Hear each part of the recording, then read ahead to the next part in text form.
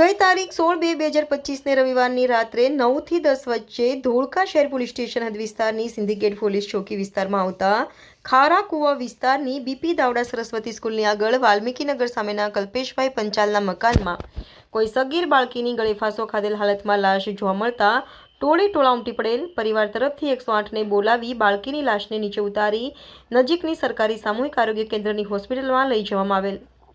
પ્રાપ્ત માહિતી મુજબ તારીખ 2/2/2025 રવિવારના રોજ કલ્પેશભાઈ પંચાલના મકાનમાં બિહારનો પરિવાર ભાડે રહેવા આવેલ. તે મકાનમાં રહેતા પરિવારમાં બિહારના પરપ્રાંતીય અશોક કુમાર ચૌહાણ, તેમની પત્ની અને તેમની 13 થી 14 વર્ષની પુત્રી સંજ્યા કુમારી અશોક કુમાર ચૌહાણ તથા તેમના નાના ભાઈ એમ મળીને કુલ 4 વ્યક્તિ રહેતા હતા.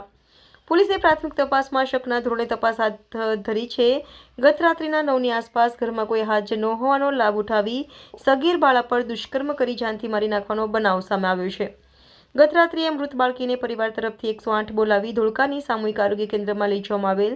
ત્યાં ફરજ પરના અધિકારી ડોક્ટર દ્વારા બાળકી મરણ ગયેલ હોવાનું જણાવતા ધોળકા પોલીસ સ્ટેશનમાં જાણ કરતા પોલીસ ઘટના સ્થળે તાત્કાલિક આવી પહોંચતા પ્રાથમિક તપાસ હાથ ધરી આગળની તપાસ હાથ ધરી લાશને પોલીસ દ્વારા પેનલ ડોક્ટરની ટીમ સાથે પોસ્ટમોર્ટમ કરવા અસારવા સિવિલ અમદાવાદ મોકલી આપી છે.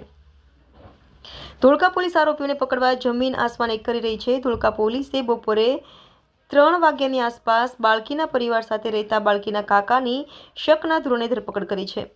પોલીસ તંત્ર આ બાબતે તનતોડ મહેનત કરી આરોપી સુધી પહોંચવા એફએસએલની ટીમની મદદ લઈ પોતાની તપાસ કરી રહી છે.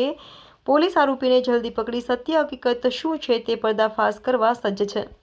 પ્રાથમિક તપાસમાં સગીર બાળકી પર રેપ કરી મોતને ઘાટ ઉતારી હોય તેવી શંકાની દિશામાં પોલીસ તપાસ ચાલુ છે. પ્રાથમિક તપાસમાં એકલતાનો લાભ લઈ કોઈ આરોપીએ ગુનો કર્યો હોય તેમ જણાઈ આવે છે. પીએમ રિપોર્ટ આવ્યા બાદ જ ઘટનાનું રહસ્ય બહાર આવશે તેમ સૂત્રો દ્વારા જાણવામાં આવ્યું છે. બનાવને લઈ ધોળકા શહેરમાં ચિંતાનો માહોલ જોવા મળી રહ્યો છે. મેનેજિંગ તંત્રી Mahesh Sonara, DT news live 24 Dholka.